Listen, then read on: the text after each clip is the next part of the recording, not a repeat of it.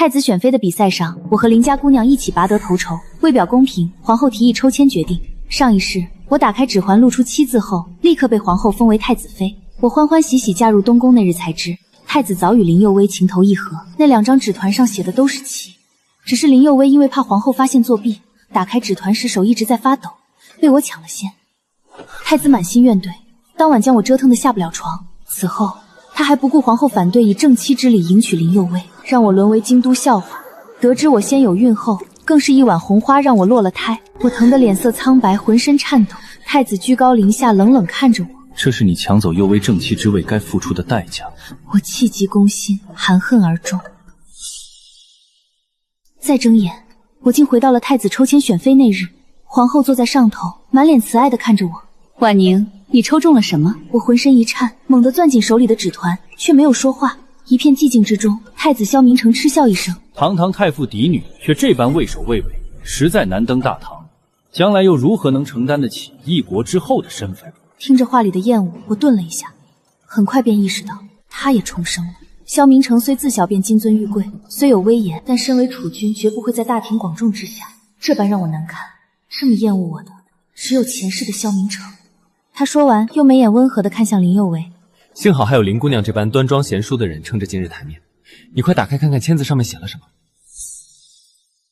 端庄贤淑，我下意识看向林佑威因为害怕而发抖的指尖。他向来如此偏心。前世林佑威被迎入太子府后，仗着萧明成的宠爱，3番2次挑衅我。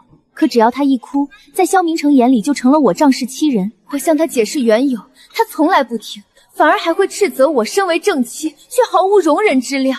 眼看着林佑威2次都没打开纸条，萧明成急不可耐地伸手：莫怕，过来帮你，是你的就是你的，旁人夺不走的。他意有所指的话，让我后知后觉意识到，萧明成帮林佑威作弊，应该不止这次抽签。从太子妃遴选开始，他便为他铺路了。否则以林佑威的家世，在琴艺比赛上如何拿得出那把交尾琴？又如何能弹出那首并不起眼，却能引起太后思乡的曲子？我垂眸压下眼底的自嘲，又将手里的纸团攥紧了几分。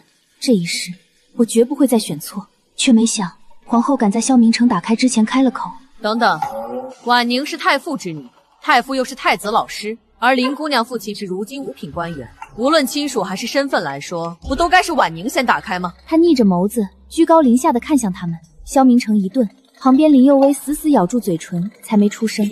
我也诧异看向皇后，她这是知道了作弊之事，但萧明成很快反应过来，他直接打开了手里那张属于林佑威的纸条，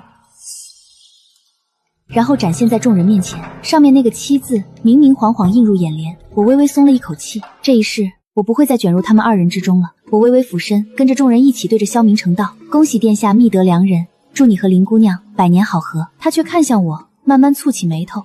你说什么？我以为他是不信我的诚心，毕竟京都人人都知我爱了他很多年，为他做糕点，陪他读书，替他祈福。他胃不好，我就每日熬好养胃汤给他送过去。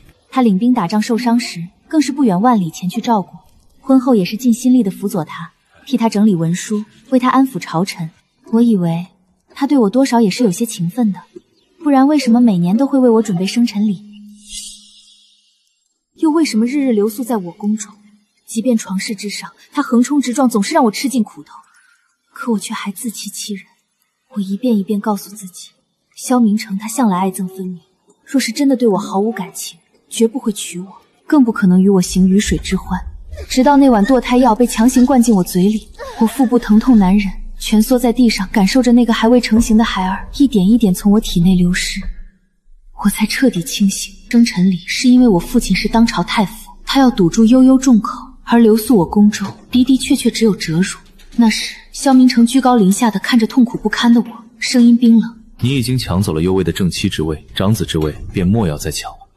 我看着他泪流不止，我很想说萧明成，你若是不爱我，当初可以不娶我的，我也很后悔嫁给你，但我疼得一句话都说不出来，四肢百骸都像裂开了一般。意识的最后，我好像听到有人在喊我，声音急切还带着颤声，像是害怕我死掉一般。婉宁！我回神，抬眸对上皇后慈爱的目光，她把手伸向我，让本宫看看你的那张纸签。我不解地看着她，手里紧紧攥着那张我前世迫不及待打开的纸条。萧明成这会儿也顾不上我刚才说的话是否心诚，急急忙忙拦住皇后。母后，林姑娘已经抽到正妻的纸签，周婉宁那张自然是空白，就没必要再看了。朝中关于儿臣娶妻之事催促不断，婚期在即，还是先安排礼部准备婚典吧。他急不可耐，生怕再出差错。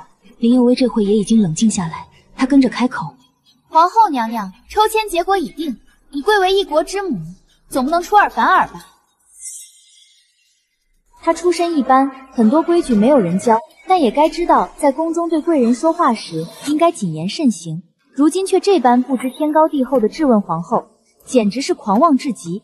周围贵女们看向他的目光带着几分鄙夷，向来温和慈爱的皇后也冷脸，猛拍了下桌子：放肆！一个小小五品官员的女儿也敢质疑本宫做事了？太子，这就是你说的端庄贤淑？萧明成见状，立刻拉着林佑威跪下，慌忙向皇后解释：母后，幼威年幼不懂规矩，无心冒犯你，但他所说却是事实。你就算再喜欢周婉宁，也不能如此明目张胆的偏心吧？听见偏心二字，我顿感荒谬。皇后目光又沉了几分。若是事实，你们又何必心急？他看了眼身边的嬷嬷，那嬷嬷立刻会意。我顿感不妙，还没来得及躲避，手里的纸签就被嬷嬷抢了去。皇后娘娘，我出声阻止，但嬷嬷已经迅速打开，将纸条呈到皇后和众人面前，如同前世那般，上面清清楚楚写着一个妻。皇后冷眸扫过跪在地上的萧明成和林佑威，不怒自威：谁做的？萧明成脸色难看，意味不明地扫了我一眼，刚要开口，林佑威已经哭出声：不是我，皇后娘娘不是我，臣女怎么敢做这般胆大妄为之事？是她，是周婉宁。京都谁不知道她追在殿下身后多年？定然是她想要嫁给殿下想疯了。刚才我分明看到她急不可耐的要打开，但是因为娘娘你问了一句，她就不动了，肯定是心虚了。这般颠倒黑白的话，她张嘴就来。我下意识皱眉，看了看她，又看向旁边的萧明成，对上我的视线，他明显顿了一下，然后开口：周婉宁，我知你做事一向没分寸，今日竟敢连姑选妃一事也敢任性妄为，你可知错？他站起身，走到我身边，压低声音：只要你今日认下这错，我可考虑设置东西两宫，让你和他一同入东宫。我知道萧明成向来偏心，甚至能为了他害死我腹中的孩子，那也是他的亲骨肉啊。可我没想到，这一世我努力避开他，他却还想将我拉入泥潭。我的沉默让他以为是默认。萧明成对着皇后道：还请母后息怒。既然周婉宁对儿臣情深意重，她又是老师的女儿，于情于理，儿臣都应该给她一个名分。不如设立东西两宫，让她和佑威为平妻。皇后脸色并未因此缓和，反倒又沉了几分。林家女儿的身份还不配和婉宁平起平坐。我父亲是三朝元老，当朝太傅，门生遍布天下，在朝中颇有威望。皇后想让我嫁给萧明成，除了他对我的喜爱，更多的是想为他拉拢人脉。闻言，林佑威又红了眼，他楚楚可怜地扯了扯萧明成的衣角：殿下，臣女仰慕殿下，若能嫁给你，哪怕只是妾室也没关系。他的委曲求全让萧明成心疼不已，前世也是如此。他一哭，原本属于我的东西就会被萧明成送到他手里，大到宫殿，小到一个簪子，全都是如此。我以为萧明成会继续对他百般维护，却没想到。母后，幼为纯善，不喜争斗，等两人都入东宫后，太子妃职权乃至将来凤印都可归周婉宁所有。他将权力给我，皇后脸色有几分缓和，她侧眸看向我，我唇角却忍不住勾起一抹嘲讽。能执掌封印又如何？没有萧明成的偏爱，到最后我连自己的孩子都护不住。我对着他俯身一拜，态度坚决：启禀娘娘，臣女不愿，我已有心悦之人。萧明成猛然看向我，他否决得很快。你怎么可能喜欢其他人？你前世……意识到自己说错了，他顿了一下，很快改口：这京都谁人不知你心里只有我，现在却说有了心上人，我看分明是善妒，非要压林姑娘一头。饶是知道他对我无情，听到善妒二字，我心口还是颤了一下。这么多年，为了让他满意，林有为想要什么我没给。我讽刺一笑，臣女从前的确爱慕太子，但次次心意得不到回应，便放弃了，这并无不妥吧？萧明成一愣，他看着我的目光带着明显的审视，发现我并未开玩笑后，他蹙起眉头。林有为不满他一直盯着我，大声道：你该不会是在欲擒故纵吧？他直白的挑衅，让周围贵女看向他的目光不屑更甚。皇后眼中厌烦明显。太子妃一事既出了差错，今日便先作罢，待我和陛下商议过后再做决断。说完，他直接沉着脸色离开，我也跟着离开。身后林有为跺了下脚，委屈的晃了晃萧明城的衣袖。都怪这个周姑娘，要不是她，今日我和殿下的婚事就该定下了。我没回头，也能感受到萧明城的目光落在我身上，又深又沉，带着浓浓的不爽。我不解，这一世没了错嫁，他不该高兴吗？怎么还这般注意我？思来想去，第二日我求见了皇后。娘娘，臣女心悦之人其实是六皇子，今日前来是斗胆为自己求一纸婚书。他诧异，你说什么？六皇子也是他所生，但因性格太过耿直，因直言劝谏惹了陛下不悦，被送去军营历练。他性格倔强，宁愿吃苦受罪也不低头。父子不和，也让所有人都觉得六皇子绝无夺嫡的可能。即便他身份尊贵，也没有贵女想要嫁给他。他的婚事一直是皇后的心病。我若嫁他，不仅婚事能解决，就连朝堂之上也有了我父亲为他说话。皇后很快反应过来，抓住我的手，满眼欣慰和激动。好孩子，这婚事我很满意，但也需要问问景言的意见。我这就让人喊他入宫，问问他的意见。若是他同意，3日后我便让陛下将他们兄弟2人的婚事一同定下。我点点头，起身离开。下午我就接到皇后让人送来的消息，六皇子萧景恒同意我们的婚事。我松了一口气，此生终于不会再和萧明城2人纠缠在一起。很快就到了3日后，这期间我听闻萧明城带着林有为又是放花灯，又是上山祈福，还为他一掷千金买了衣服首饰，好似比前世还要宠爱他。所以在勤政殿门口看到一身华服、满头昂贵珠钗的林有为时，我也并不意外。他笑得得意。你前几日找了皇后，是不是想抢走太子妃之位？可是就算有她给你撑腰，殿下宠爱的也只有我一人。我冷淡扫了他一眼。皇后不满他的身世，更不喜他的为人。即便我不做太子妃，想来也轮不到他。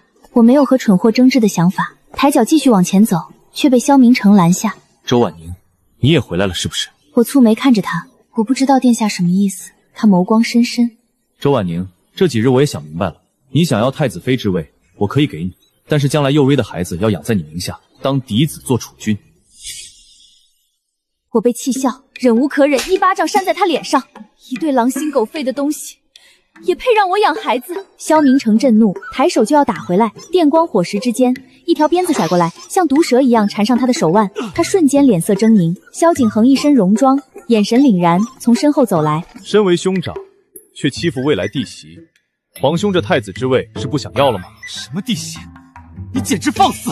萧明城胳膊上出现一道明显的血痕，就连衣袖都被带着倒刺的鞭子扯烂。他疼得脸色发白，目露凶光。萧景恒毫无惧色，他久经沙场，身上带着肃然杀意，比萧明城气势还要凛然几分。皇兄难道还不知道，母后已经为我和周姑娘定下亲事？萧明城一愣，下意识反驳：怎么可能？周婉宁可是母后最中意的儿媳，不然也不可能为了让她嫁给我而为难有为。萧景恒眼中带着明显的讥讽。周姑娘温婉大方，大家闺秀，母后想让她做儿媳，自然在情理之中。可母后又不止你一个儿子，你眼瞎，可不代表人人都和你一样。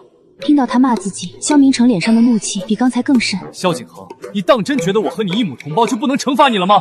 我是你兄长，更是储君，是未来一国之君，你却3番2次挑衅我，如今还敢直接对我动手，别说孤看在兄弟情义上不动我，若是父皇知道，你想过下场吗？萧景恒明显一副没工夫搭理蠢蛋的想法，直接转过身，有些嫌弃的把手里染血的鞭子扔给随从，然后走到我身边，仔细打量。抱歉，我来晚了，你受伤了吗？他温和的态度让我微微怔愣。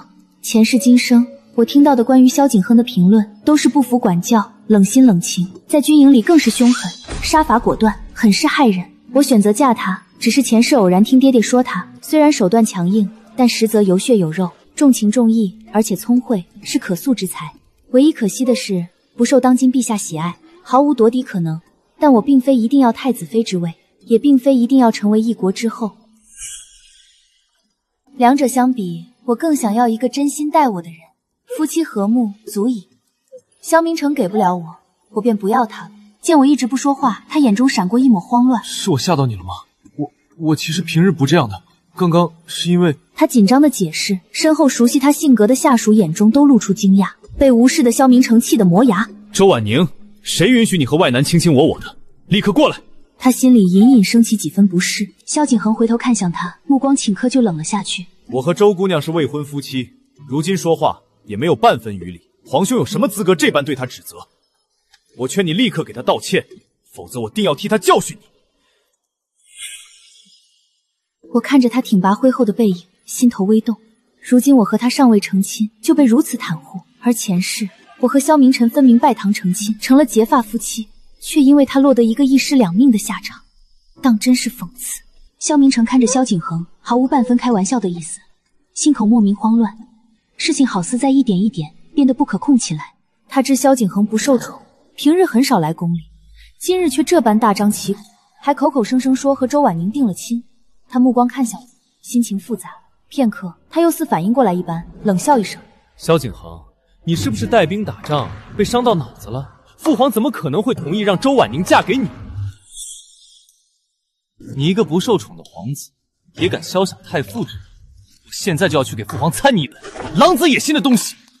说完，萧明晨又看向我：“周婉宁，你现在立刻跟我走，不然太子妃之位我绝不会再松口。”我听着他一如既往施舍的语气，没有半分想和他纠缠的欲望。我掠过他，看向萧景恒：“殿下，陛下和皇后娘娘已经在殿中等候多时，我们快进去吧。”看着我离开，萧明成气得快步跟上来。周婉宁，谁允许你？他话还没说完，就被陛下一声呵斥打断。混账东西，你这是被一个女人迷的，连最基本的规矩都忘了是吗？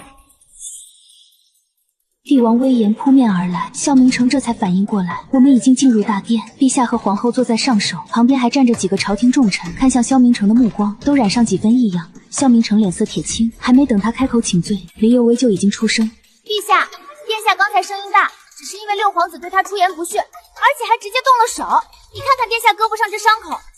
还有周婉宁，明明一心想要嫁给殿下，却和六皇子勾勾搭搭，毫无廉耻之心，你该狠狠呵斥他们才对。”他似是以为有萧明成护着，他的太子妃之位已经稳了，此时毫无从前那般怯懦模样，却张狂到脱口而出指使陛下做事的话。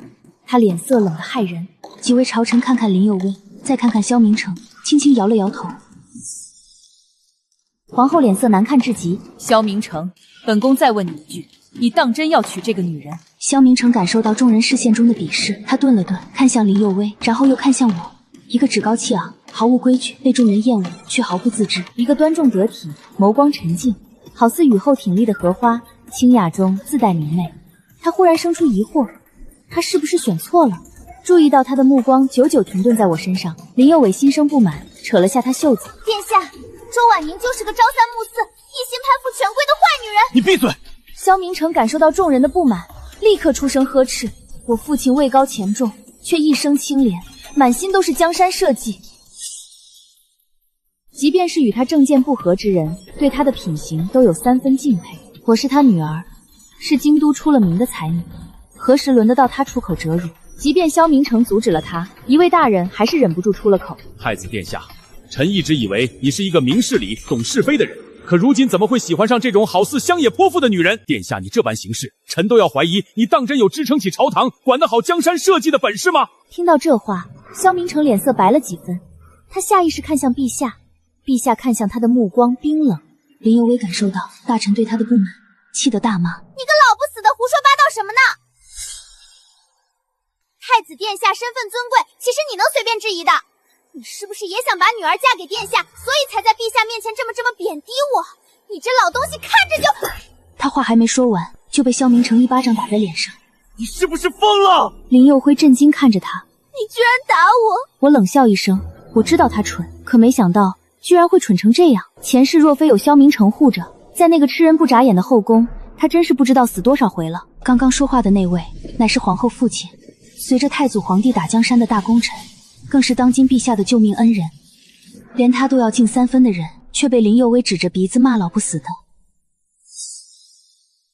萧明成看着眼前红了眼的女人，忽然觉得厌烦。他怎么会觉得她单纯可爱的？这难道不是愚蠢之极吗？他到底为什么会为了这么一个女人放弃周婉宁那样温婉得体，满心都是他，也满心都为他前途考虑的人。萧明成心慌不已，抬手甩开抓着他袖子质问的林佑薇。林佑薇猛地摔倒在地上，疼得又哭又喊，但萧明成看也没看他一眼，直直对着陛下跪下。父皇，是儿臣对林佑薇太过纵容，才让他一时失言。娶亲之事，儿臣是愿意听从你和母后的意见，迎娶周婉宁的。听到他最后一句话，我下意识皱起眉头，胃里泛起恶心。我冷声开口：殿下，你是不是忘了我说的话？我不愿嫁给你，而且我已有心上人，如今婚事也已经定下，你的事情还请不要再牵连到我身上。萧明成看向我，语气有些无奈。婉宁，之前是我态度不好，我知道你那些只是赌气的话，现在到了父皇母后面前，我诚心给你道歉，你就莫要闹了。我会迎娶你做正妻，婚后也会好好对你。至于林佑薇，我也会让她对你万分尊敬，可好？一直被我拦着的萧景恒终于忍无可忍，他大跨一步护在我面前。我说皇兄，你和那个蠢货待久了，所以脑子也没了是吗？我和你说几遍了，婉宁是我未婚妻。你这般公然抢夺弟媳的行为，是没将我放在眼里，还是没将定下这个婚事的父皇母后放在眼里？更或者是你觉得自己稳坐储君之位，就可以无法无天了？萧明成被他最后一句话惹得脸色铁青。萧景恒，你休要含血喷人！然后他又看向陛下和皇后。父皇母后，你们都看到了，不是儿臣挑事，实在是六弟胡言乱语。谁不知道婉宁和儿臣青梅竹马，他对我早就心有所属。又是母后相中的儿媳，早就定下是要入我东宫的，可偏偏六弟今日一直……眼看着陛下脸色越发难看，皇后猛拍了下桌子：“够了！”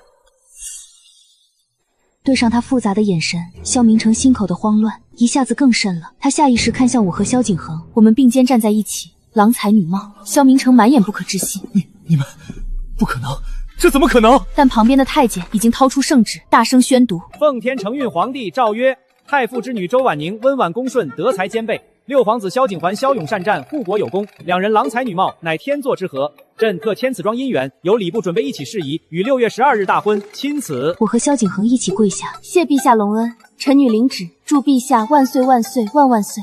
萧明成肩膀一下子瘫了下去，他看向我的目光轻颤：婉宁，不应该的，你该是我的妻子才对。我后退一步，避开他的触碰。萧景恒立刻将我护在身后，陛下语气威严，还带着几分怒气。太子萧明成屡次失言，还被女人迷惑心智，实在是令朕失望。罚禁足3月，好好思过。说完，他便起身甩袖离开。皇后也满眼失望。明成，母后对你很失望，你回去好好反省。他们离开后，那些朝臣也相继离开，最后看向萧明成的目光满是恨铁不成钢，又走得很快，一副生怕染了晦气的模样。林有薇从地上爬起来，笑得有点癫狂。殿下，你说过只爱我一个人的，也答应过会娶我为正妻的。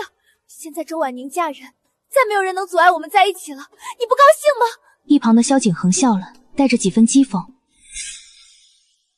是啊，皇兄，你不高兴吗？对了，你是不是还不知道你和林姑娘的偶遇？你以为在庙里的惊鸿一瞥命中注定，其实是她和你那位未来老丈人买通了你的贴身护卫，拿到了你的行程，然后你这位心上人亲手制造了一场和你的好遇。还有那些你以为他最懂你的瞬间，什么无意间猜出你喜好和想法的事情，根本不是什么心意相通，全是他买通你身边人提前了解到的。萧明成一愣，下意识看向林佑薇。你算计我！林佑薇眼看着事情败露，也装不下了，抓着他的袖子，哭得梨花带雨。殿下，这些事情是我做的，可我也是因为爱你啊！我自知身份卑微，配不上你。若是不能提前吸引你的注意，怎么可能争得过周婉宁？可你说过的，我比她漂亮，比她懂事的。萧明成却没有半分想听他说下去的欲望，直接一脚踹翻他。你这个蠢货，怎么可能比得过婉宁？就因为你，我被朝臣耻笑，被父皇厌烦，就连母后也对我满眼失望。我怎么会看上你这个蠢货？萧景恒笑了一声。所以我说，皇兄你眼瞎，竟把榆木当珍珠。你说他是蠢货，我看你也和他差不多，都是个没脑子的。我淡淡看了萧明成一眼，便收回视线。殿下，大婚在即，还有很多事情需要准备，我们先回去吧。说完，我转身便要走，却被萧明成抓住衣袖。婉宁，别，你别嫁给他，你是我的妻子，你忘了吗？我知道你肯定回来了，是我错了，是我识人不清。不管是前世还是今生，你受的委屈，我都会一一补偿你。你还嫁给我好不好？我满眼厌恶，一把甩开他。萧明成，你怎么有脸让我再嫁给你的？你忘了我最后是怎么死的吗？你忘了我身下那一团血是什么了吗？他瞬间惨白了脸色。我辩解的话，他一句都说不出口。他亲手害死了我们的孩子。林有为癫狂大笑：萧明成，你这样背信弃义、三心二意的人，活该被嫌弃。然后他又恶狠狠地看向我：周婉宁，你这个贱人，你害得我一无所有。我本该是尊贵无比的太子妃的，我恨你，我要你死，你死了，太子眼里就只有我一个人了。我会成为天底下最尊贵的女人，你去死吧！他不知道从哪里掏出一把匕首，猛然冲向我。我们距离很近，谁都没想到他会这么疯，直接在皇宫行刺。我赶紧后退，脸上却被迸溅上温热的血。萧明成挡在我身前，胸口插着那把匕首，他疼得脸色扭曲，却还是回头看向我。婉宁，是我错了，我用这条命为我们的孩子赎罪，求你别怨我，别怨我了好吗？我眸光微颤，萧景恒已经一脚踹开林佑威，他是习武之人，力气很大，林佑威直接疼得昏死过去。他扶住萧明成，不想死就闭嘴，而且我警告你，婉宁是我妻子，你别想打她的主意。看着他急匆匆将萧明成送到太医院的背影，我忽然有些恍惚。前世临死之际，回响在耳边的呼唤再次响起。婉宁，婉宁，我以为你嫁给喜欢的人会过得很好的，是我错了。婉宁，我猛然抬眸看向站在面前人，眼泪落下，我毫不犹豫扑进他怀里。萧景恒，原来是你啊！他顿了一下，才犹豫着回抱住我。他不明白那些前世今生，却听得明白。我说身下的那一团血一定会很疼很疼。他轻轻拍着我的后背，安抚着我的情绪。很久之后，我才知道我父亲教习太子，我曾随他入宫，和萧景恒遇见过很多次，只是那时候我注意力都在萧明成身上，不曾注意到他。他遭陛下厌弃的原因，也是因为我父亲一个学生被人诬陷，所有人都说证据确凿，唯有他执拗辩驳，寻找证据，所以父亲说他重情重义，有血有肉，但他太不懂变通，气急之下直接当朝顶撞了陛下，才被罚到军营历练。我声音哽咽：你怎么这么傻？他轻笑：那是你父亲最喜欢的学生，他若是含冤而死，你父亲会伤心的。你那么敬仰他，定然也会感同身受。婉宁，我不忍你难过。我破涕而笑。6月12，我们大婚如期进行。萧明承受重伤，未能来参加，差人送来礼物，是一张盖了太子印章的空白信纸。他留了一句话：婉宁，我心有愧，却无从补偿。他日若萧景恒对你不好，你可以用这张空白信纸求你所求，我定当不惜一切成全。